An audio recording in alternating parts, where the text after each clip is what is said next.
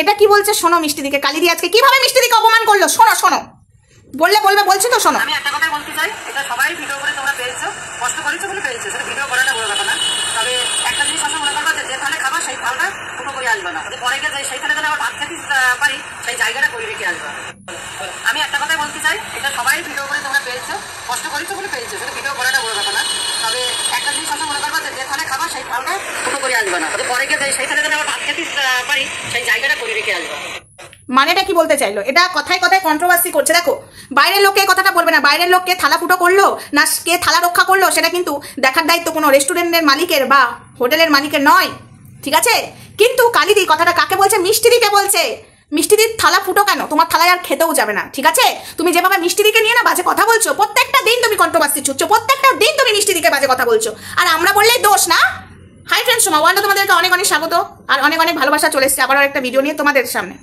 তো যেটা বলতে বলতে সরে চলাম, একটা ফোন এসেছিল। তো হ্যাঁ, তোমাদের সামনে আবার একটা ভিডিও নিয়ে চলে এসেছি। এই যে কালিদি যেভাবে নিজের বোনকে ঠুকছে, যে থালায় খায় সেই থালায় ফুটো করে এসো না, কি বলতে চাইছো তুমি? তোমার থালা ফুটো করে আসতে মিষ্টিদি, না তুমি মিষ্টিদিকে বার করে দিয়েছো টাকার জন্য? বলবো নাকি সত্যি কথাগুলো? বলবো, যেটা জানি বলবো। তোমার মেয়ে তো বলছে আমি কোনোদিনই যাই হয়ে যাক আমি সত্যিটা তুলে ধরবো না, আমি বলবো না। আমি বলবো নাকি? বলতে তো পারবে না। নিজের মাসিকে টাকার জন্য বার করে দিয়েছে, 2 টাকা বাড়াতে বলেছিল, আর বলবো? আর খুলবো কালিদির মুখটা? খুলবো আমি? হ্যাঁ, তুমি কি প্রত্যেকদিন কি শুরু করেছো? প্রত্যেকদিন কন্ট্রোভার্সি কি শুরু করেছো লোকের চ্যানেলে? প্রত্যেকদিন তুমি রেস্টুরেন্টে গিয়ে একটা করে কন্ট্রোভার্সি ছুড়বে, তোমার বোনকে জানাতেই কথা বলবে, আমরা মেনে নেবো? আমরা মেনে নেবো তো? ঠিক আছে, ঠিক আছে, চলো তুমিও কন্ট্রোভার্সি করবে, আমরাও তোমাকে তোমার জায়গাটা বুঝিয়ে দেবো। তুমি তো কোনো মানে ভাইরাল হওয়ার তোমার যোগ্যতাই ছিল না। আজকে মিষ্টিদি না থাকলে তুমি কি? তুমি বিগ জিরো ছিলে। মিষ্টিদির জন্য আজকে ভাইরাল হয়েছো, মিষ্টিদির জন্য ভাইরাল হয়েছো, ব্যাস। ঠিক আছে, যে তালায় খায় সে তালা ছাদ করে তুমি বোনকে বলতে চাইছো? বোনকে মিন করে করে তুমি কি ভাবো? হ্যাঁ, চোর মানে ঝিকে শিখে মানে ঝিকে মেরে বউকে শেখানোর মতো কাজ করছো, সেটা কেউ বুঝতে পারে না। না, সবাই বোকা, সবাই বোকা চন্ডী। তুমি সবসময় শিয়ানাবাজ, তাই না কালিদি? নিজেকে বেশি শিয়ানা ভেবো না, ঠিক আছে? শিয়ানা যত ভাববে ততই গর্তে পড়বে। সবাই সবটা বুঝতে পারে, তুমি তোমার বোনকেই বলছো এইভাবে কথাগুলো, ঠিক আছে? যে থালায় খায় সে থালা ছাদ করে এসো না, যাতে পরে খেতে হয়, আবার পরে তোমার থালায় আর খেতে যাবে না। মিষ্টিদির বর আর তোমার থালাতে পাঠাবে না, ঠিক আছে?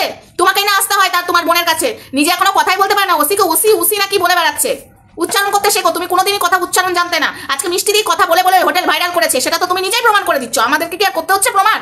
আবার বড় বড় কথা বলো, প্রত্যেকদিন কন্ট্রোভার্সি ছুটছো, আবার বলছো আমাদেরকে নিয়ে বাজে কথা বলছে। এই করতে তোমার ব্যবহারে, তুমি রেস্টুরেন্ট খুলেছো কাস্টমারকে সার্ভিস দেওয়ার জন্য, কাস্টমার যাতে ঠিকঠাক খেতে পায়, তুমি কাস্টমার দেখে না দেখে প্রত্যেকদিন কন্ট্রোভার্সি শুরু করে দিচ্ছ। যেসব ব্লগাররা যাচ্ছে সেরকম কথা বলো।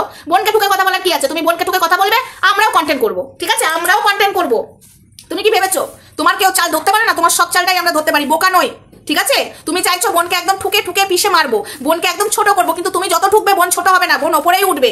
এটা মাথায় রেখো। তোমার মতো দিদি না থাকলে, বাবারে কিছু এরকম দিদি আছে, সব দিদিরা নয়, এরকম কিছু দিদি আছে, ঠিক আছে? বোনের উন্নতি সহ্য করতে পারে না, সহ্য হয় না। না, বোনকে বার করে হয়নি? বোনকে বাসন মাজিয়ে রান্না করিয়ে মাইনে দিতে 300 টাকা, তার মাইনে তো 600 টাকা দেওয়া দরকার ছিল, তাও তো তোমার বোন কোনোদিন 600 টাকা চাইনি। শুধু 200 টাকা বাড়াবার জন্য কত কাণ্ড হয়ে গেল, সেটা পাবলিককে বলো? নিজে তো বলতে পারবে না, বড় বড় কথা বলতে এসেছে। যে থালায় খেয়ে সেই থালা যেন ছাদ না করে আসো, পরে খেতে হয়। কাকে বলছো কথাটা? বোনকে বলছো না? কোনো পাবলিককে এই কথাটা বলবে না বন্ধুরা। পাবলিক কোন কে এলো কে গেল, কোন ফুড ব্লগাররা খেয়ে গেল, সেটা নিয়ে বড় কথা হয় না, ঠিক আছে? তারা খেয়েছে, ভালো বলতে পারে, খারাপও বলতে পারে। আরে ভাই, মেয়ের বাবা খরচা করে বিয়ে দিয়ে লোক খাইয়ে তারপরে খেয়ে এসে বলে এটা খারাপ ছিল ওটা খারাপ ছিল। ছেলের বাবাও খাইয়ে দাইয়ে বলে এটা খারাপ ছিল ওটা খারাপ ছিল। আর সামান্য হোটেলের মালিক সব কথা গায়ে নেবে? তারা যদি গায়ে না এরা গায়ে নেবে? পাবলিককে বোকা বানাতে বলেছে, নিজের বোনকে বলছে এই কথাগুলো। নিজের বোনকে, নিজের বোন ছাড়া তো কোনো গতি ছিল না। আজকে বোনের জন্য উদ্ধার হয়েছে, ভাইরাল হয়েছে সোশ্যাল মিডিয়াতে, ভাইরাল। বোন ছাড়া তুমি বিগ জিরো ছিলে। আবার বড় বড় কথা কি বলো গো? হ্যাঁ, তুমি কি কথা বলো কালিদি?